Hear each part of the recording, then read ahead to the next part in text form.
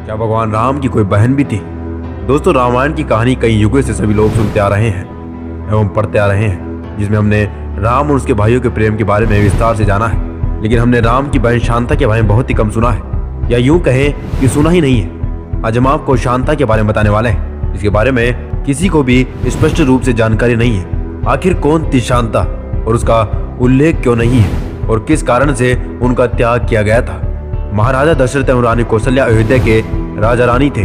महाराजा दशरथ की 2 अन्य रानियां भी थी, जिसमें कैकेयी और सुमित्रा थी।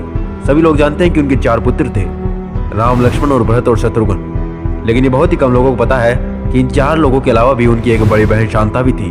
शांता माँ कौशल्या की पुत्री थी। शांता एक बहुत ही होनहार कन्या थी। वो हर क्षेत्र में निपुण थी। उसे युद्ध कला, विज्ञान, साहित्य एवं पाक कला का भी अनूठा ज्ञान था। अपने युद्ध कौशल से वह सदैव अपने पिता दशरथ को गौरवान्वित करती रहती थी। एक दिन रानी कौशल्या की बहन रानी वर्षणी अपने पति की रोमपत के साथ अयोध्या आते हैं। राजा रोमपत अंग देश के राजा थे। उनकी कोई संतान नहीं थी। एक समय जब परिवार के सभी सदस्य बैठकर बातें कर रहे थे, तब वर्षणी का ध्यान राजकुमारी शांता की तरफ पड़ा और वे उनकी गतिविधि एवं शालीनता को देखकर प्रभावित हो गई थी और करुण शब्दों में यह कहने लगी कि अगर उनके नसीब में भी संतान हो तो शांता समान जैसी हो। उनकी ये बात सुनकर राजा दशरथ उन्हें अपनी शांता को गोद देने का वचन दे बैठते हैं और कहते ही, रघुकुल रीत सदा चली आए, प्राण जाए पर वचन न जाए। और इसके अनुसार राजा दशरथ और माता कौशल्या को अपनी पुत्री अंगदेश के राजा रोमपद एवं रानी वर्षणी को गोद देनी पड़ी थी। इस प्रकार शांता अंगदेश की राजकुमारी बन जाती है। एक दिन अंगराज रोमपद अपनी गोद ली पुत्री शांता से विचार विमर्श कर रहे थे। तभी उनके दर पर एक ब्राह्मण याचक अपनी याचना लेकर आता है। लेकिन रोमपद अपनी वार्ता में इतने व्यस्त थे कि उन्होंने ब्राह्मण की याचना सुनी ही नहीं और ब्राह्मण को बिना कुछ लिए खाली हाथ ही जाना पड़ा था। यह बात देवताओं के राजा इंद्र को बहुत ही बुरी लगी थी और उन्होंने वरुण देवता को अंगदेश में बारिश ना करने का हुक्म दिया। वरुण देवता ने यही किया और उस वर्ष अंगदेश में सूखा पड़ने से हाहाकार मच गया था। इस समस्या से निजात पाने के लिए रोमपद के राजा ऋषि श्रृंग के पास जाते हैं और उनसे वर्षा की समस्या कहते हैं। तब ऋषि श्रृंग रोमपद को यज्ञ करने के लिए कहते हैं। ऋषि श्रृंग के कहे अनुसार यज्ञ किया जाता है। पूरे विधि विधान से संपन्न होने के बाद अंगदेश में वर्षा हो जाती और सूखे की समस्या खत्म हो जाती।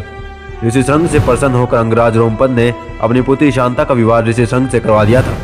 शांता के बाद राजा दशरथ की कोई संतान नहीं थी। वो अपने वंश के लिए बहुत चिंतित थे।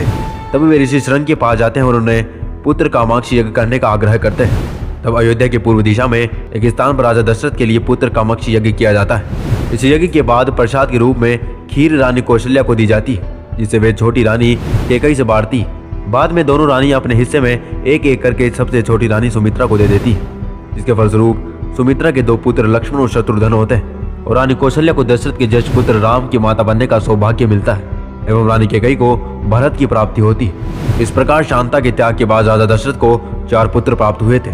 पुत्री वियोग के कारण रानी कौशल्या एवं राजा दशरथ के मध्य मतभेद उत्पन्न हो जाता है। शांता के बारे में चारों राजकुमारों को कुछ भी ज्ञात नहीं होता है, लेकिन समय के साथ वे माता कौशल्या के दुख को महसूस करने लगते हैं। तब राम कौशल्या से प्रश्न करते हैं और उसके बाद राम को अपनी ज्येष्ठ बहन शांता के बारे में पता चलता है और वे अपनी माता को बहन शांता से मिलवाते हैं। इस प्रकार राम अपने माता पिता के बीच के मतभेद को दूर कर देते हैं। दोस्तों, देवी शांता के बारे में वाल्मीकि रामायण में कोई उल्लेख नहीं मिलता है, लेकिन दक्षिण के पुराणों में स्पष्ट रूप से शांता के चरित्र का वर्णन किया गया है। भारत के कुल्लू में श्रृंग ऋषि का मंदिर है और वहां से 60 किलोमीटर की दूरी पर देवी शांता का मंदिर बना हुआ है।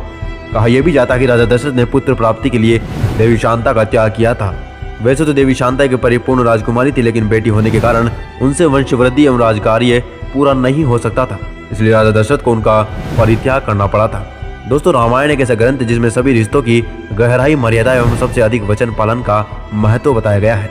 इस प्रकार रामायण से जुड़ी कहानियां हमें उचित मार्गदर्शन करती है, हमें रिश्तों की मर्यादा का भान कराती है। ये कहानियां आज के समय में संस्कारों का महत्व भी बताती है।